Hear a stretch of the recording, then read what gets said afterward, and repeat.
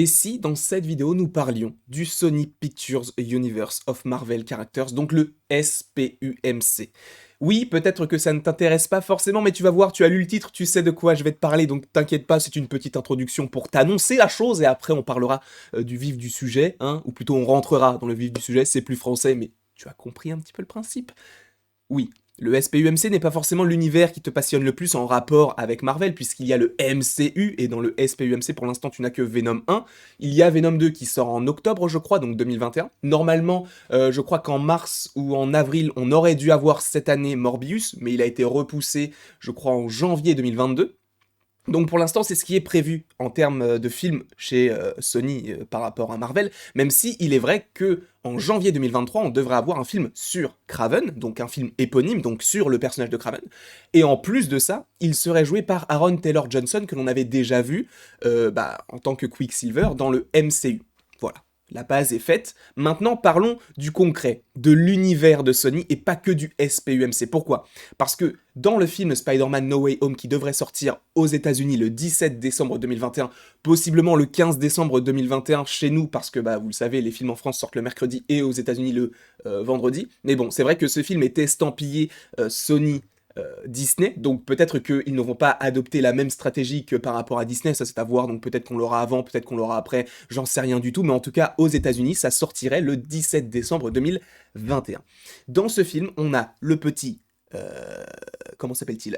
Andrew Garfield, merci beaucoup. Je dis merci beaucoup, mais c'est moi qui ai pensé, donc forcément je me parle à moi-même. Et donc Andrew Garfield, Tobey Maguire et le petit Tom Holland, sachant que c'est un film normalement centré sur les aventures de Peter Parker, de Tom Holland, donc du MCU, même si tu connais la passerelle entre le MCU et le SPUMC ne tient qu'à un fil, qui serait Tobey Maguire, n'importe quoi, Tom Holland, sous les traits donc de Peter Parker. Seulement, moi, j'ai envie dans cette vidéo de m'intéresser à ces deux petits personnages qui sont sur le côté.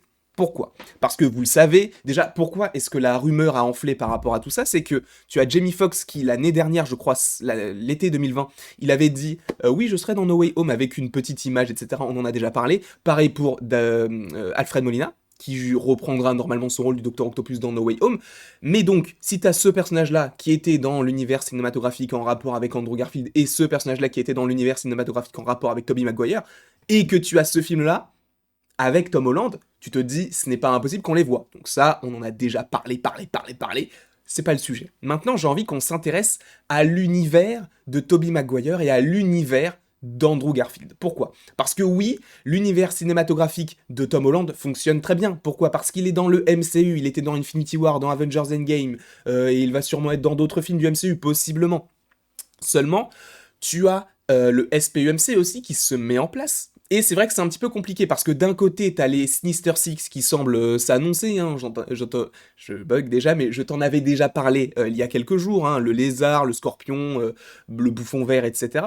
Seulement, tu sens que dans le SPUMC, t'as d'autres personnages qui peuvent intégrer cette équipe, notamment le personnage du vautour, etc. On en a déjà parlé des Sinister Six. Cependant, tu as quand même les 3 Spider-Man qui seront dans le film. Et on peut se dire que même si Tom Holland restera Spider-Man, cela n'empêche pas que maintenant, on sait qu'il y aura un multivers, puisque si tu as les 3 Spider-Man, c'est pas parce qu'ils viennent de la même réalité, pas du tout. Sachant en plus que Loki te parle du multivers, te parle du Nexus, et que ça sort juste avant Spider-Man No Way Home, à mon avis, il y a un lien de cause à effet, je sais plus comment on dit, mais voilà, peut-être que ce qu'il va se passer dans la série Loki va s'agencer dans le film Spider-Man No Way Home. Ça, on en parlera dans la quadrilogie du multivers qui est prévue pour le 20 juin.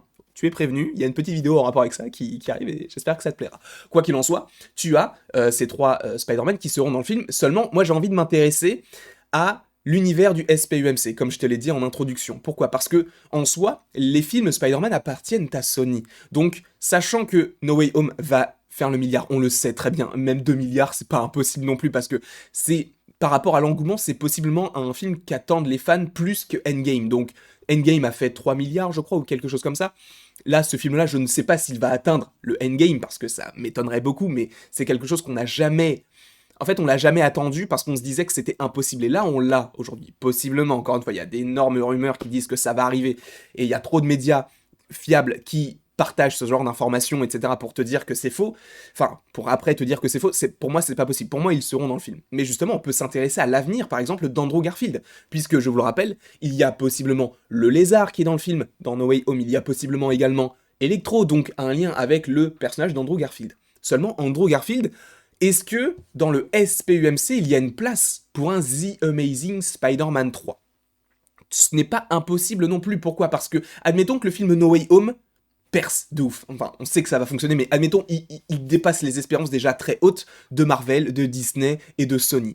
Imagine qu'ils aient l'idée après de se dire, bon, on a un Andrew Garfield qui est revenu dans l'univers de Spider-Man, pourquoi est-ce qu'on pourrait pas le renvoyer dans sa réalité, comme ça va sûrement être le cas à la fin de Doctor Strange 2, et qu'il puisse évoluer tout seul de son côté avec d'autres ennemis, avec possiblement une suite à ce qu'on avait eu de The Amazing Spider-Man 2, parce que c'est vrai qu'entre The Amazing Spider-Man 2 et ce film de No Way Home, en soi, si on suit la timeline, ça peut être soit 7 ans après, soit comme pour les personnages d'Electro ou d'Alfred Molina, n'importe quoi, de Dr. Octopus, qui semblent arriver juste après leur film, donc Spider-Man 2 et The Amazing Spider-Man 2, donc en soi pour eux, c'est 2014 et 2004, ça peut se passer comme ça, et donc on aurait un Andrew Garfield qui vienne dans notre réalité juste après qu'il ait perdu Gwen Stacy. Ce n'est pas impossible, même si c'est aussi possible que, justement, ce personnage d'Andrew Garfield apparaisse après, genre, que plusieurs années se soient passées, et que c'était un Spider-Man un petit peu plus vieillissant, peut-être la trentaine, la quarantaine, un petit peu comme on a dans Into the Spider-Verse avec Peter B. Parker, donc qui est une autre version du Peter Parker que nous connaissons. Ce n'est pas impossible, sachant qu'en plus, je crois que dans sa réalité, il perd Mary Jane, non, c'est pas qu'il perd Mary Jane, c'est que il divorce, enfin, ils sont plus ensemble, et du coup, il fait une dépression. Et ça a l'air d'être le cas dans The Amazing Spider-Man 2 avec la perte de Gwen Stacy. Donc, est-ce qu'il y a un lien de cause à effet ? Je ne sais pas, mais en tout cas, il y a deux solutions pour l'apparition d'Andrew Garfield. Soit il apparaît 7 ans après son film, puisque ça se passe en 2021. Enfin non, même plus que ça ne se passe pas en 2021. Ça se passe en 2023, puisque vous le savez, il y a eu le bond de 5 ans d'Endgame. Donc il ferait un bond donc, de 9 ans. Soit il fait ça, soit il a vieilli pendant 9 ans et il apparaît après. C'est pas impossible. Les deux cas sont possibles. Seulement, imagine que le film fonctionne hyper bien, ce qui, selon moi, va arriver. Imagine, ils font un The Amazing Spider-Man 3. Puis, imagine même qu'ils reprennent Tobey Maguire pour faire un Spider-Man 4. Je ne dis pas que ça va arriver, mais que ça peut arriver, seulement le problème qui existe... Alors, je ne me base pas sur les rumeurs pas du tout fiables comme quoi... Vous savez de quoi je veux parler par rapport à Tobey Maguire, vous le savez, vous avez vu les trucs, vous m'avez pas spoilé, parce que pour moi ça ne va pas arriver, et c'est des trucs qui ne sont absolument pas fiables, comme le trailer qui était censé sortir le 10 juin, tu vois, c'est ce genre de truc où rien n'a été annoncé, mais il t'imagine des choses. Bref, je ne dis pas que ça ne va pas arriver par rapport au personnage de Tobey Maguire, mais pour l'instant, on n'a pas forcément de news par rapport à ça, donc attendons de voir le film par rapport au destin des différents Spider-Man. Mais imagine un The Amazing Spider-Man 3, imagine un Spider-Man 4 et qu'ils élargissent tout ça dans le SPUMC. Pour moi, je ne sais pas, je t'avoue que j'aimerais beaucoup, je veux ça, parce que je veux une suite au Spider-Man de Tom Holland, je veux une suite au Spider-Man de Tobey Maguire et d'Andrew Garfield, ça je le veux, mais j'ai peur que justement ce film et possiblement Doctor Strange in the Multiverse of Madness soient véritablement les films qui vont fermer tout cet arc des 3 Spider-Man et pour dire on vous a fait les films, maintenant on n'aura pas de suite. Encore une fois, je ne dis pas qu'il n'y aura pas de suite, mais je pense que c'est peu probable, parce que là, tu as vraiment l'impression qu'ils vont... Enfin, quoique, je ne sais pas, parce que par exemple, dans Morbius, t'as l'image de Morbius qui est devant le Spider-Man de Tobey Maguire avec la posture du Spider-Man du jeu Spider-Man PS4, pardon. Donc, c'est hyper compliqué à comprendre. En plus de ça, t'as le Daily Bugle. Enfin, tu sais pas vraiment dans quelle réalité ça se situe.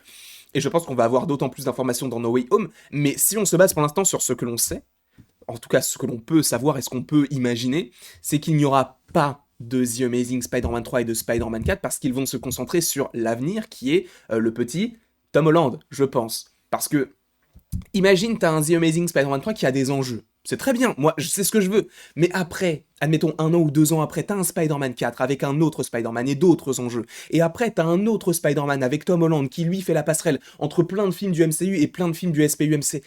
Je pense que ça va créer énormément de problèmes dans la tête des spectateurs, et moi le premier, Enfin, moi le premier non, parce que en soi, moi c'est ce que je veux voir, j'ai envie de voir ça, mais je me dis qu'une personne qui va voir un film Spider-Man, il va voir The Amazing Spider-Man 3, il va dire «Ah bah j'ai retrouvé Andrew Garfield, c'est cool». Sauf qu'après il va voir Spider-Man 4, il va se dire bah, «Je comprends pas, c'est le même univers, c'est pas le même univers». Déjà que pour No Way Home on se pose trop de questions, mais t'imagines s'il y a des films solo pour chacun, enfin une suite pour fermer l'arc, je pense justement que l'arc sera fermé avec le film Doctor Strange in the Multiverse of Madness. Pourquoi? Parce qu'il y a pas mal de rumeurs, et ça je te le dis, je l'avais dit, hein, que Spider-Man No Way Home serait une sorte de préquel à Doctor Strange 2 qui apparemment, selon énormément de sources, serait incroyable. Parce qu'on parle souvent de No Way Home, mais Doctor Strange 2, on l'oublie souvent. Donc je pense que Doctor Strange 2 fermera l'arc de tous ces personnages-là, d'autant plus par rapport au fait qu'on peut se dire, bah, en soi, c'est dommage de fermer un arc alors qu'ils viennent de revenir. Oui, seulement dans le film, tu pourras avoir le Docteur Octopus, qui est un ennemi